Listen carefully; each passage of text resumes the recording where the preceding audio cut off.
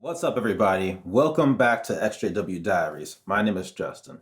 Let's go deep on this one. So, scientists say that our mind is like the most powerful supercomputer in the world, just in case you forgot how powerful you are. And the subconscious mind is like the software or the OS that it runs. Now, any computer, if it gets bad data like malware or virus, it's going to bow down the whole system, right? Our mind is not too much different. And unfortunately, as witnesses, we were given a lot of bad data, a lot of toxic mind patterns that, even more unfortunate, if we're not careful, those things can follow us into our new lives outside of the watchtower and just make life harder than it needs to be. So in this video, I'm going to call out some of the big ones that I can think of. And if you guys can think of any more, please drop them in the comments below. Let us know. You never know who it might help, especially the new people that are just now waking up and they're trying to have as smooth of a process reintegrating back into normal society as possible. So hopefully this video helps. So let's start with a big one and then end with a big one. Let's start with fear. Now, when you're born, you only have two natural fears: the fear of falling from a great height and the fear of loud noises. Every other fear is either learned or taught. And if there's one thing the Watchtower is very good at, it's teaching you how to be scared. Because through that fear, obligation, and guilt, aka the fog that makes it hard for you to be able to see clearly, they can keep control. When they are showing you pictures of fireballs raining down from the sky, when they are telling you that the government is going to come after witnesses and you may have to put your life on the line to prove your faith, when they tell you that the end is coming any day now, and we're in the last seconds of the last days, when they say things like, this may be our last memorial together, and when they tell you that just by having certain movies in your house, or certain games, or listening to certain music, you are inviting demons into your home. All of these things are used to create some emotional response within you, and that emotional response is usually fear or anxiety of some sort. Okay, small little tangent here, but just think about this, okay? Witnesses believe that they are God's one and only true religion. Every other religion is a false religion influenced by the devil. That's what they believe. They believe that God is watching over them, protecting them, guiding them in a very exclusive way. This is what they believe. Now, take that belief and now think about this. We're talking about a God here that has the power to create a life, has the power to create planets, solar systems, entire universes, entire dimensions, okay? Even if you don't believe in God, just follow me for a second. So you're talking about a very powerful being here. Now, you're telling me that a being that powerful cannot protect you from demons just by you having the wrong book or movie in your house? Because if you ask me, if you have something that powerful watching over you, you should be able to have something crazy like a Ouija board in your house and still have no fear that anything can bother you because you are that protected by something that powerful. So I can go on and on about how the Watchtower uses fear. But the point is, after living under those conditions for so long, after having our brains trained through all those talks and books and studies to see the world through the lens of fear, it can become habit. So what is the danger of living in fear? Well, for starters, when the amygdala in the brain senses fear, the cerebral cortex in the brain becomes impaired. In other words, you can't think as clearly. And I'm sure you can already guess how that would be very useful for a high control religious group. It can also impact you mentally and emotionally as well. Living in fear can lead to depression and anxiety, higher stress levels, and that can impact you physically, since higher stress levels lead to heart issues, they weaken your immune system, the list goes on. So there's a very famous scene in the movie The Matrix. It's so famous that even if you haven't seen the movie, you've probably seen this scene. It's where Morpheus brings Neo up to the top of this skyscraper. They're on the roof, and he wants him to jump from that roof all the way over to the roof of another skyscraper. And so he demonstrates, he jumps, he lands it, he sticks it. Now it's Neo's turn. And Neo hesitates, as you would in that situation. And he jumps and then he falls. And then he wakes up. And when he wakes up, he's in all this pain. He checks himself, he's bleeding. And he says, I thought it was all fake. And Morpheus says, the mind makes it real. Well, similarly, even though the fear is up here in your mind, the stress that it's putting on your body is real.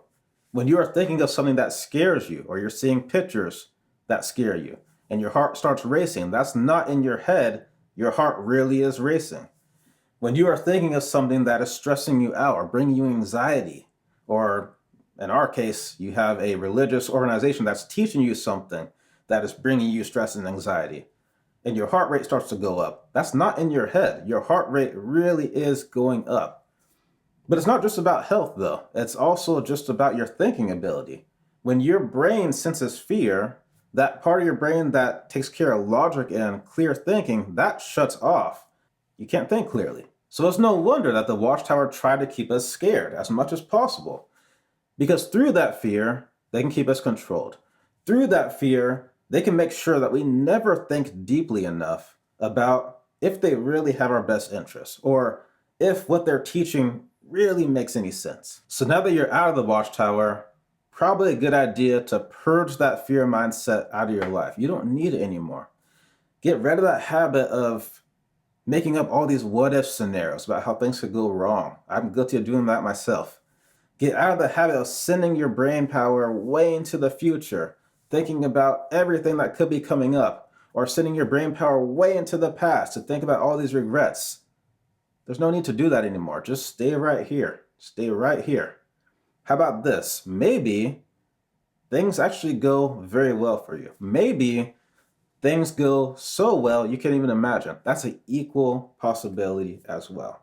But organizations like the Watchtower, they don't want you to think like that. They want you to stay in an anxious and scared, fearful, desperate state to where you need them. That way they can guide you and keep control over your life. So the next bad JW mindset is that teaching that you should only be around people who think the same way that you do, have the same beliefs as you, have the same worldview as you, and nobody else. When you're a witness, they want you to hang around with only your quote-unquote brothers and sisters.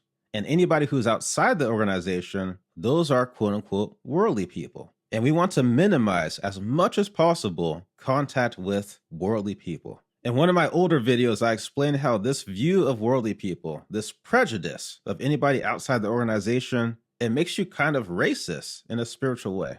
But beyond just that, what it also does is creates an echo chamber. And those are dangerous because they can distort your perspective so that you can only see one point of view.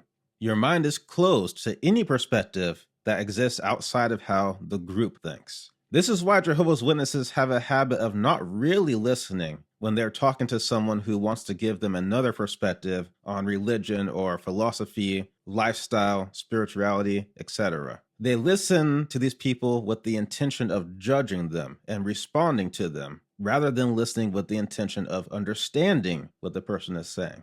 So it makes sense why the Watchtower wanted us to only be around like-minded people and nobody else, because it kept us in line.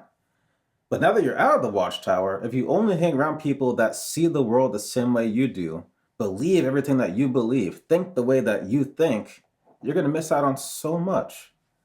I think when you're coming out of a high-control group like the Witnesses, it's very tempting to want to find something that you can believe in just as much, or to want to find something that you can belong to just as much as when you're a witness.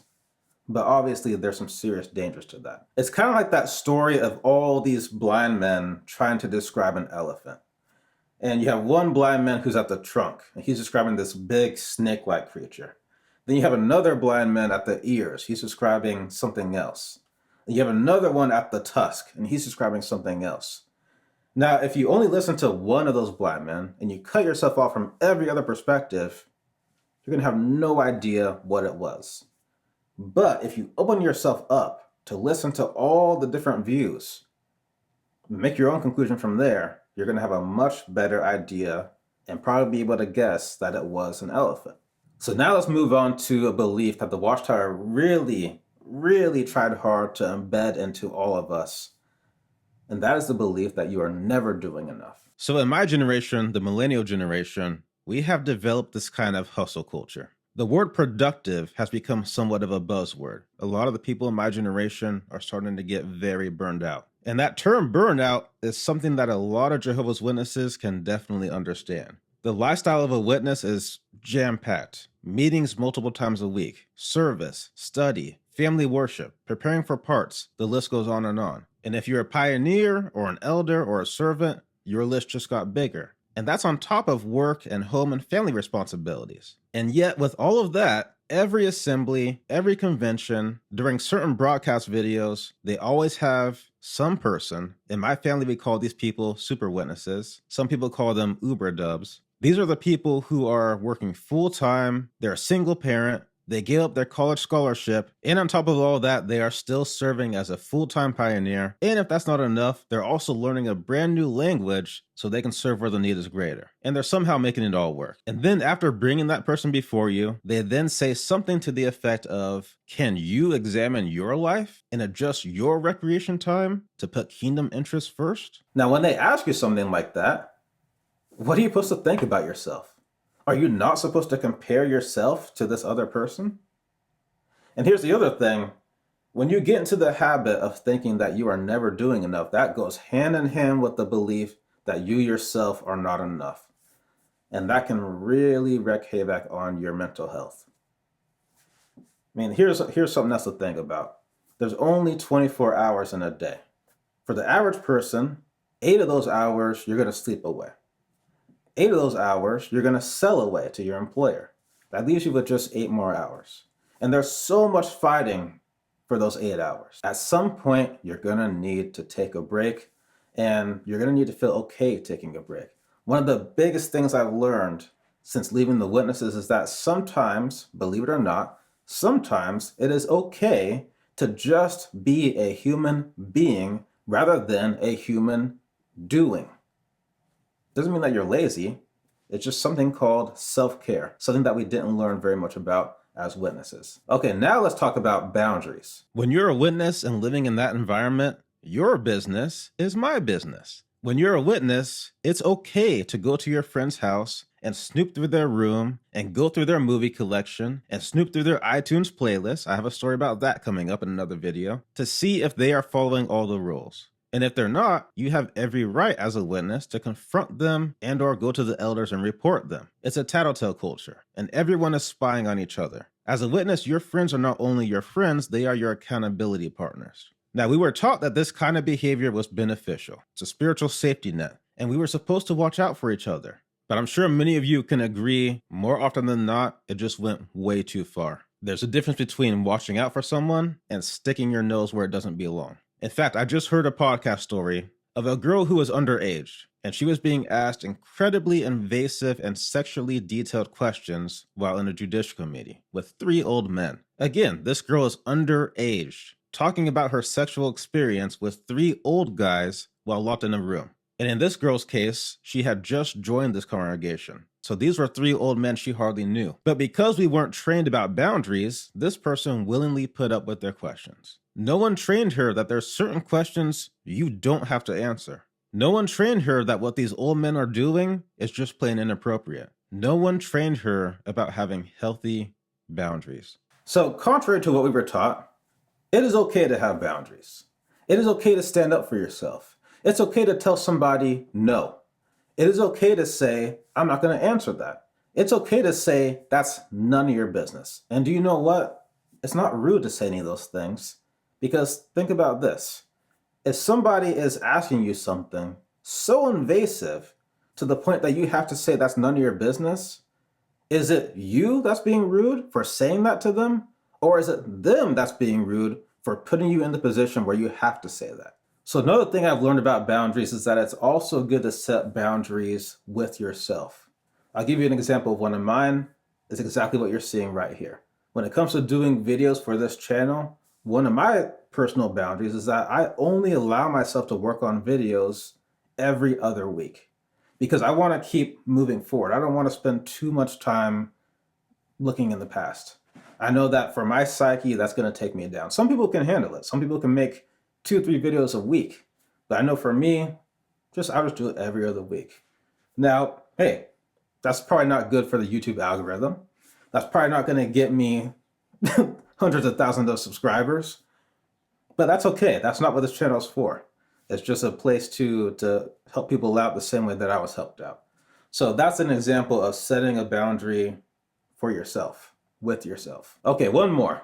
Let's talk about money and success. As witnesses, we were taught to have a mindset when it comes to money and success that put a very low artificial ceiling over our heads. As witnesses, we were taught the only success goals we should be reaching for are those associated with the organization. In fact, we were taught success is something bad. It's frowned upon, in fact, heavily frowned upon, to reach for success in any way that is too secular. When it comes to money, everything we were taught about money was taught in a way to give us a very negative relationship with money. We were taught money is the root of all evil, even though the scripture says the love of money is the root of all evil. But it's shorted to money is the root of all evil, which can change the whole meaning. We were taught that trying to go to school and get a lucrative career, or trying to move up in your company to get higher pay, or even getting too deep into investing to grow your money, all of these things showed a lack of faith and a materialistic attitude in their eyes. Test yourself. When you see the word money, what is the first couple things that pop into your mind? I know for me, when I was a witness, the first things I thought of when the word money came to mind is evil, greed, struggle, materialistic, very negative words. But now that I'm out of the witnesses and I've worked on myself quite a bit and worked on my views of money, the first words that come to mind are options, freedom, power. And I don't mean power in an egotistical way either. I just mean you have more power over your life. You want to do something, you now have the power and the means to just go ahead and do it. Now, speaking about success again, when it comes to that word success, each person is going to have a different definition of what that word means. The issue for witnesses is that the Watchtower decides for them what the definition of success means. So for any witness that doesn't have the desire to go to Bethel or go to Gilead or become a pioneer or become a circuit overseer, how do you think they feel about themselves? So now that you're free from the Watchtower, now you have the freedom to decide for yourself what the definition of success means and whether or not you want to go for it. And you can do that without having to worry about people looking down on you just because you want something better for your life. And of course, the same thing also applies to money. As witnesses, we were told that trying to amass a large sum of money, that was bad. Trying to do anything where you're putting in extra effort to secure a better financial future for yourself, that was bad. The witness company that I worked for, they didn't even offer a 401k because nobody was going to take it, because most of the people that worked at the company were witnesses and they thought that the end would come long before they had to retire. This is the thinking pattern that witnesses have financially, and this is the thinking pattern that you don't want to take with you into your new life. So I could go on and on about how the Watchtower's views of money and success, education, all those things set us up for failure. But you're out of that environment now. You're awake, you're free, hopefully, if you're watching this, or at least you're on your way to freedom, hopefully. And in that case, you don't have to be set up for failure anymore. You can set yourself up for the life that you want for yourself, because I think you have every right to go for whatever lifestyle you want for yourself. So get rid of those toxic mindsets, get rid of those limiting beliefs that the Watchtower put in us about those things. Break through all those glass ceilings, and my advice would be, don't set any more ceilings for yourself. Just see how high you can go. Don't put any more limits on yourself. We had enough of that already. So those are just a few of the mind viruses that I was able to think of. I mean, there's also things like black and white thinking. There's also things like appearances matter more than facts. There's things like you can't be happy unless you're serving the organization. So again, if you can think of any more, please let us know. You never know who is going to help. Every day there's new people waking up, and I think people need to see some of these things that may be lingering around in their head. That way they can identify them and get rid of them and be able to move onwards and, most importantly, upwards in their new life. You know, we all have different experiences in the witnesses and getting out of the witnesses, but one thing we all have in common is that we've all had to go through, or we're all having to go through, this deprogramming process and reprogramming process as we get entered into normal society. So let's help each other out and keep helping each other out. And maybe if we do that, we can all get a little bit further up this ladder. But with that, I thank you guys so much for watching. Thank you for your time. More on the way. Take it easy on yourself. Just think about these things, Let's see how far we can get. Much love to you all.